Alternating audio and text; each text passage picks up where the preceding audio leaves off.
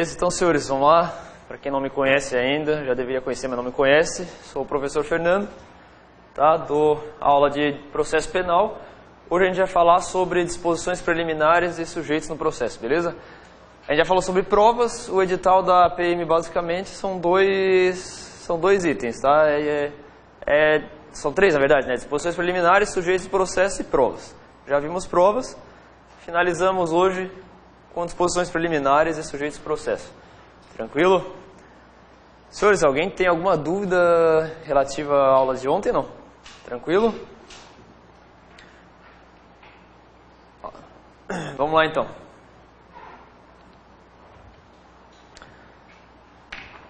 Vou ficar desse lado aqui. Senhores, antes de começar aí, de entrar no assunto, vamos só fazer um conceitinho de processo penal, tá? Para quem ainda não está familiarizado ainda com o Instituto, certo? Então, ó, o que é o processo penal, senhores? O que seria o processo penal? Galera, a partir do momento que acontece um crime, existe o quê? Existe o direito de punir do Estado, certo? Está lá o direito penal, prevê lá artigo 121, homicídio. Uma pessoa vai lá e mata alguém, praticou homicídio. Como é que o Estado vai fazer para condenar aquela pessoa? Então vai ser utilizado o Instituto do Processo Penal, tá? Então tá lá, o processo penal é o conjunto de princípios e normas de aplicação jurisdicional do direito penal.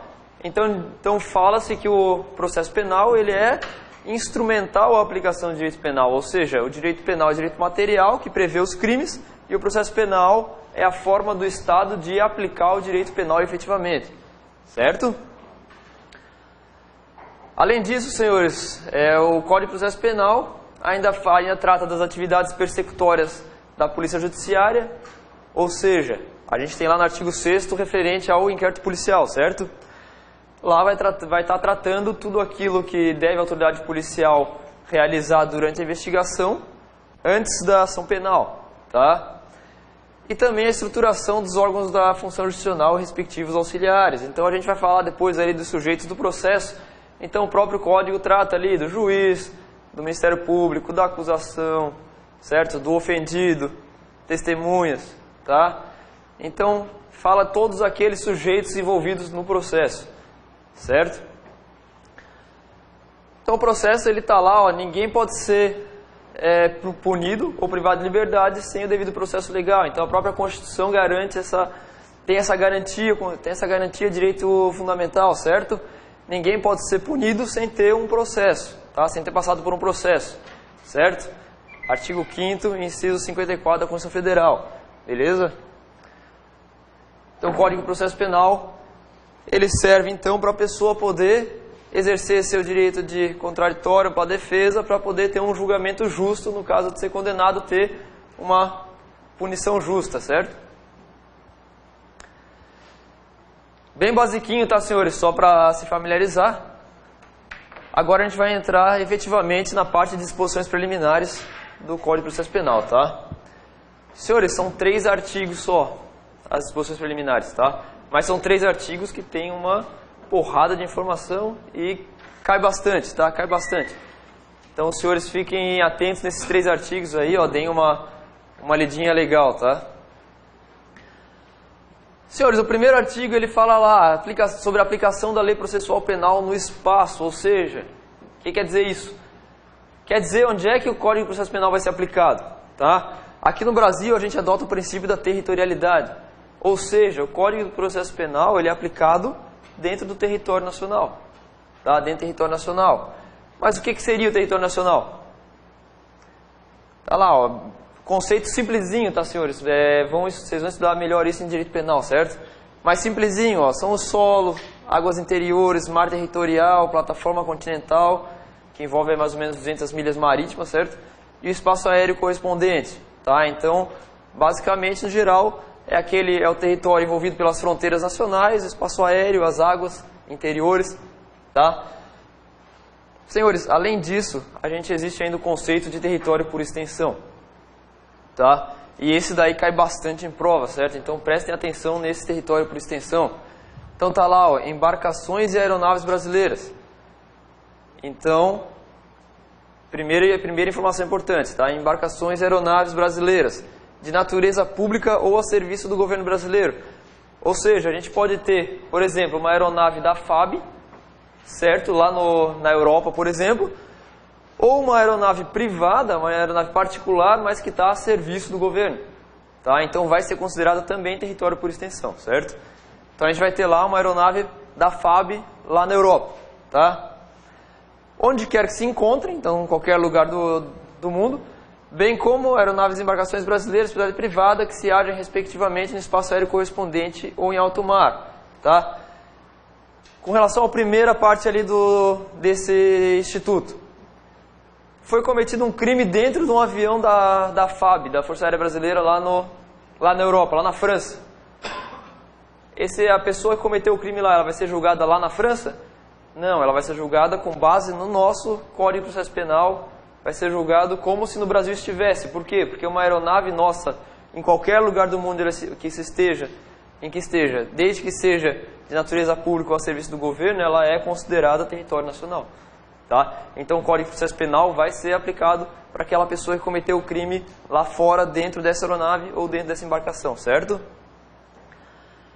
Do mesmo modo, qualquer embarcação brasileira de propriedade privada que se acha em espaço aéreo correspondente ou em alto mar. Então a aeronave nossa que se acha no nosso espaço aéreo, mesmo sendo particular, vai ser aplicado o Código de Processo Penal brasileiro, certo? Ou em alto mar. Senhores, alto mar, quando não é parte de território nenhum, de país nenhum, quem aplica a lei é falando em embarcação, tá, senhores? Quem aplica a lei é a bandeira daquela respectiva embarcação. Tá? Então, se tem uma embarcação brasileira, mesmo de propriedade privada, no meio do Oceano Atlântico, por exemplo, praticado um crime lá, vai ser aplicado o Código de Processo Penal brasileiro, certo? Tranquilo aí? Senhores, isso aqui é instituto que os senhores vão estudar melhor em direito penal, certo? Mas como é aplicação de processo penal também, então a gente está dando uma gabaritadinha, tá? Então, olha lá, senhores, princípio da territorialidade, certo? Processo penal reger-se-á em todo o território brasileiro. Isso aí é o quê? Nosso Código de Processo Penal é aplicado no nosso território. Para quê? Para garantir a soberania nacional. Teria sentido um crime praticado aqui dentro do Brasil ser julgado por legislação estrangeira? Não teria, tá? A gente tem que garantir nossa soberania nacional. Aqui dentro quem aplica as leis somos nós, tá? Tranquilo? Então tá lá, o artigo 1º, processo penal reger-se-á em todo o território brasileiro por este código. Tá? Princípio da territorialidade, certo? Como sempre, a gente tem as exceções, tá, senhores? E aí, os senhores têm que prestar bastante atenção, porque as exceções que caem geralmente, tá? Senhores, a gente tem 5 exceções, tá? Que estão previstas no próprio artigo 1º, ali em seus incisos 1 a 5. Só que os incisos 4 e 5, depois a gente vai falar, eles já não têm mais aplicação, tá? A gente vai falar depois, tá? Primeira exceção, senhores, tratados, convenções e regras de direito internacional. O que é tratado em convenção, senhores? Tratado em convenção são acordos internacionais, são acordos entre países, certo? Que geram algumas normas, algumas regras que podem ser aplicadas dentro dos países participantes do acordo, tá? Então tem lá um tratado internacional que o Brasil foi lá e foi signatário desse tratado. Então tudo aquilo que já é previsto nesse tratado vai ser aplicado em território nacional, certo? Logicamente, depois aí tem as regras internas nossas aqui de como esse tratado vai ingressar dentro da nossa legislação, tá? Mas aí não cabe a nós aqui, tá? Não cabe para os senhores aí, tranquilo? Mas em regra, então, os tratados, as convenções que o Brasil assinar, pode produzir efeitos aqui no Brasil. Exemplo, senhores, olha lá, a Convenção de Viena, tá? A Convenção de Viena, o Brasil foi signatário, o que falava a Convenção de Viena? A Convenção de Viena deu imunidade diplomática, tá? Ou seja, os diplomatas que trabalham aqui no Brasil, os estrangeiros que trabalham aqui no Brasil, os diplomatas, tá? Eles têm imunidade aqui dentro do território nacional, certo? Em razão da Convenção de Viena, que o Brasil foi signatário. Então, um diplomata, por exemplo, italiano que trabalha aqui no Brasil, se ele praticar um crime aqui no Brasil, ele não vai ser julgado por nós, não vai ser julgado com base no processo penal brasileiro. Ele vai ser julgado lá na Itália, certo? Então, primeira exceção aí da nossa aplicação do Código de Processo Penal aqui no Brasil, lembre, a regra é territorialidade. Todo fato criminoso cometido aqui no Brasil vai ser aplicado no nosso Código de Processo Penal. Exceção, tratados, convenções, regras de direito internacional exemplo mais comum é os diplomatas. Diplomata praticou crime aqui no Brasil, ele não vai ser julgado com base nas leis brasileiras, no Código de Processo Penal brasileiro. Vai ser julgado na Itália. Do mesmo modo, seus familiares que estão aqui junto com ele, tá? Cônsul, mesma regra, tranquilo? Para os senhores é importante saber apenas a questão da exceção, tá? Vai cai lá na prova, lá a banca vai pedir. É exceção da aplicação do Código de Processo Penal brasileiro. Aí vai dar as alternativas lá e uma delas vai estar lá, Tratado, Convenções e Regras de Direito Internacional. Então os senhores têm que saber a exceção, tá? Segundo, senhores, jurisdição política, tá? O que seria a jurisdição política? Senhores, existe aqui no Brasil uma lei que trata dos crimes de responsabilidade, que a própria Constituição também já traz, tá? Já trata disso e tem uma lei específica sobre isso, certo? O que seria o crime de responsabilidade? Tá? É o crime que pode ser praticado pelo presidente da República, ou vice-presidente, ou ministros de Estado. Tá? São crimes contra a própria Constituição, que afetam a própria Constituição, que afetam o livre exercício dos poderes, tá? Próprias regras de improbidade administrativa, certo? Quando o presidente responde por impeachment, ele está respondendo por um crime de responsabilidade, certo? Nossa presidenta Dilma foi impeachmentada em razão de crime de responsabilidade. Tranquilo? Senhores, quando a gente fala de crime de irresponsabilidade, a Constituição Federal ela já tira do âmbito de julgamento do Poder Judiciário.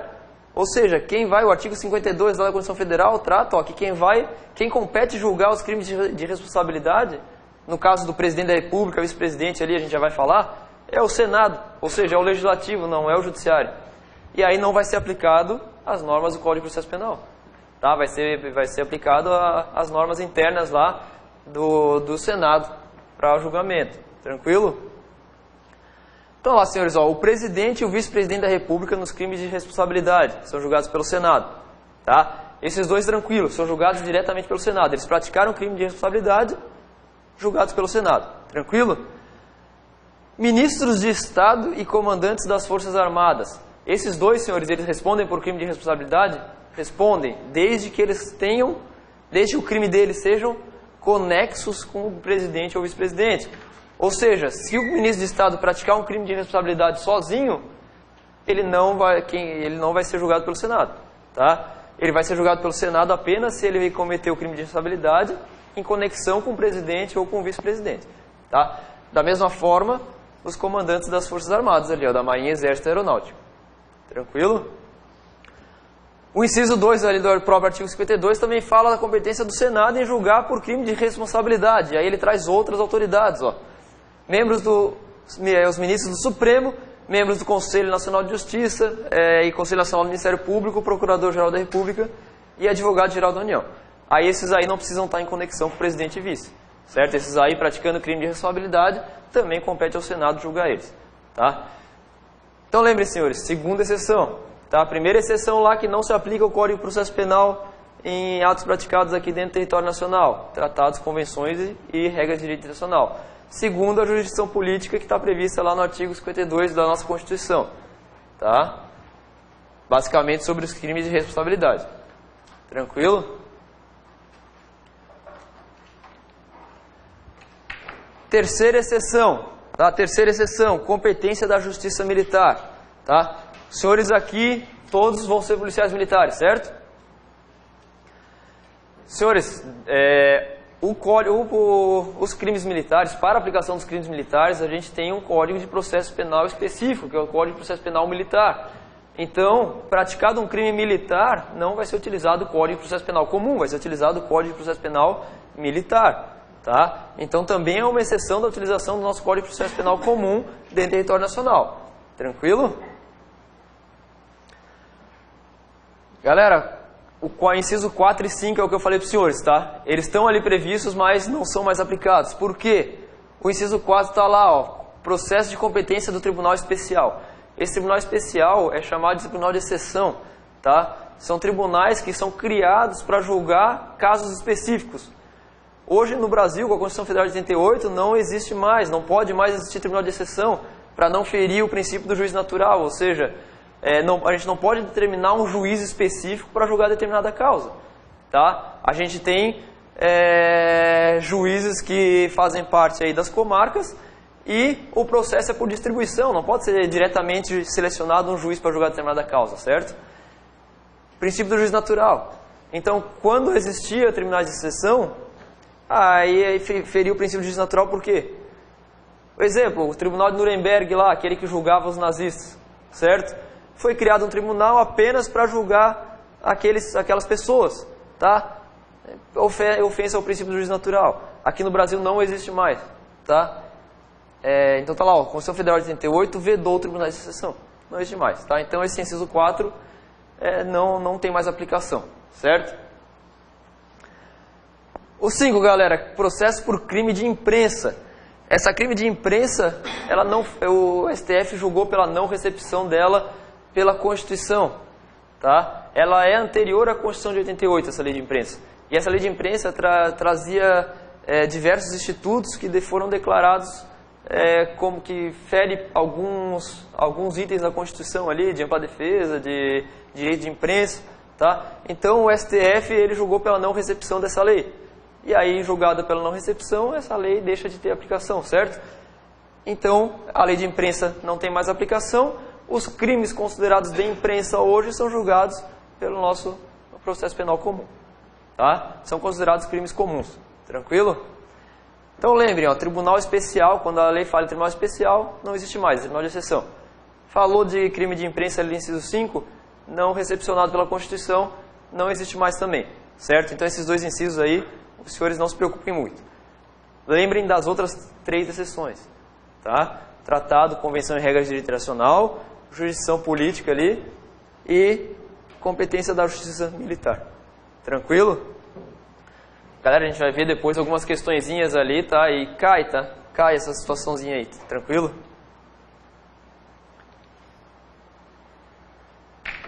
Senhores, a regra no Brasil é pela inexistência da extraterritorialidade, ou seja, princípio da territorialidade, Código de Processo Penal é aplicado dentro do território nacional. Extraterritorialidade seria um caso que o nosso Código de Processo Penal seria aplicado fora do Brasil, tranquilo? A regra do Código de Processo Penal é extraterritorialidade, é o Código de Processo Penal não ser aplicado fora do Brasil. Só que a gente tem algumas exceções ali, ó.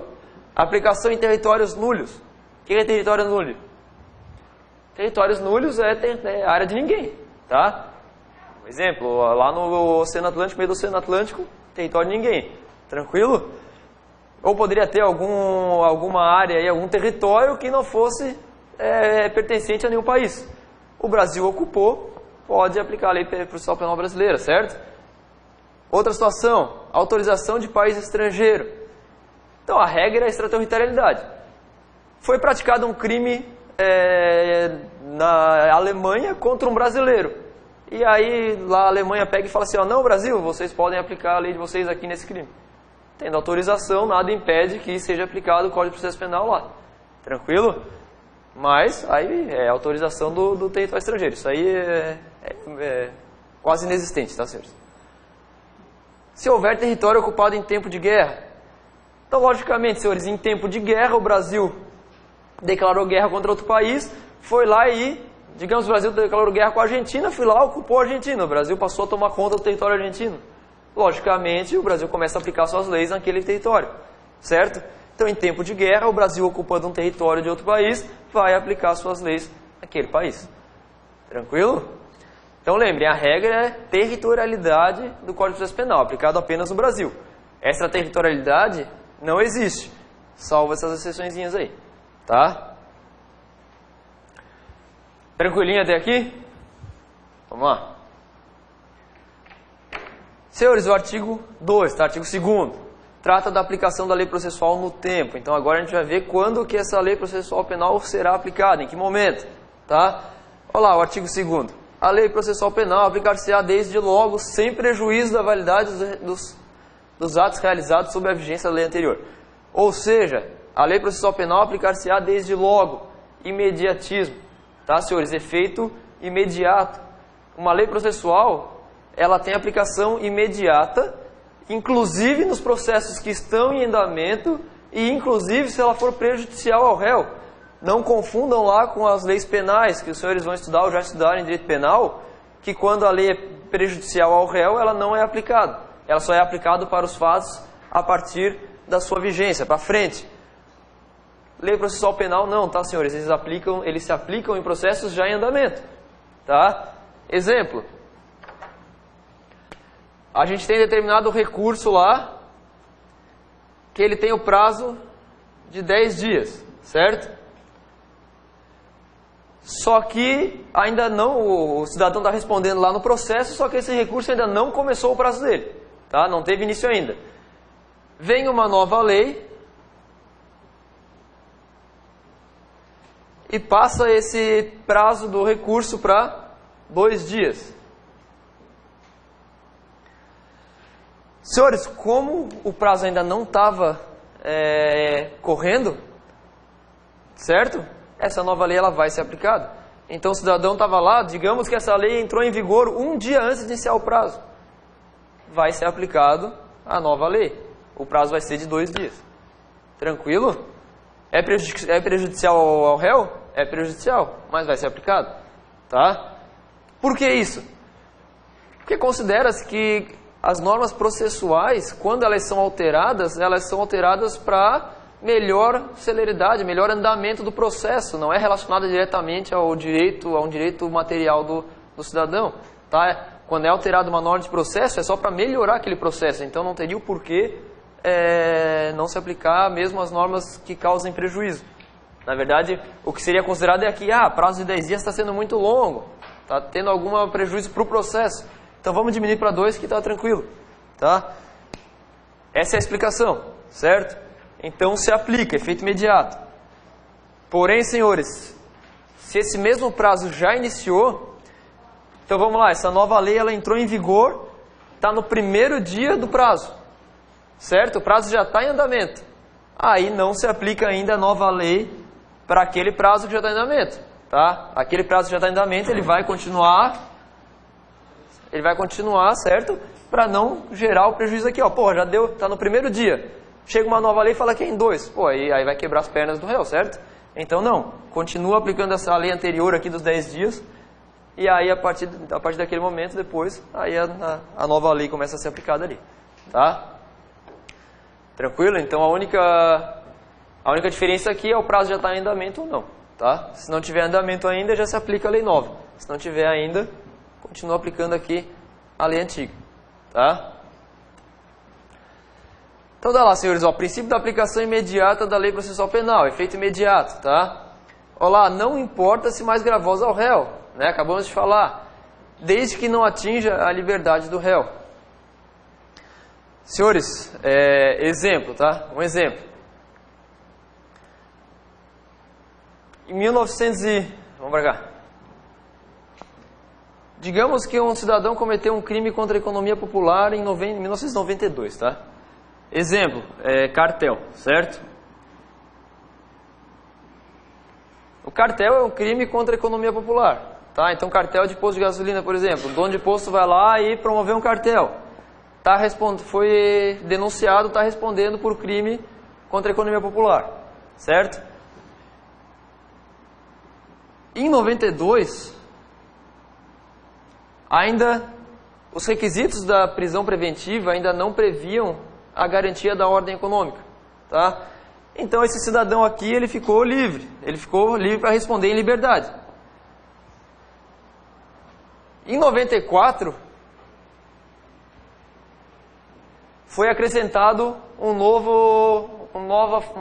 nova hipótese de prisão preventiva, que é a garantia da ordem econômica. Aí o juiz pega e fala assim, opa, cabe para crime contra a ordem econômica? Cabe. Crime contra a economia popular? Cabe. Então vou mandar prender preventivamente esse cidadão aqui.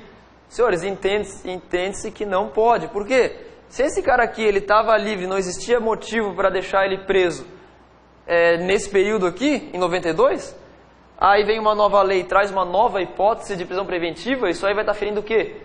a liberdade dele. A liberdade dele é o quê? É direito material. Então, nesse caso, essa lei aqui, mesmo sendo processual, ela não se aplicaria aqui, porque ia estar ferindo o estado de liberdade do cidadão. Certo? Depois a gente vai falar sobre leis híbridas, ou seja, são aquelas leis que, apesar de ser processuais, ela tem efeitos materiais também, tá? Elas têm efeitos sobre direitos materiais do cidadão ali. Tranquilo? Então, no caso dessas leis, ela tem retroatividade, elas se aplicam para beneficiar o cidadão também, tá? A gente vai ver mais para frente. Mas tranquilo? Então, aquele asteriscozinho ali, ó, desde que não atinja a liberdade do réu, tá? Então, exemplo, esse caso ali. Tranquilo? É uma lei processual, uma nova hipótese de prisão preventiva. É uma lei processual? É. Só que feriu a liberdade do cidadão ali que estava solto, enquanto não existia ainda aquela hipótese. Então não pode o juiz, porque se estaria entendendo que ele estaria retroagindo para atingir fatos anteriores e com relação à liberdade. Liberdade é direito material, não é direito processual. Tá? Tranquilo? Vamos dar uma pausazinha só para tomar uma água, beleza?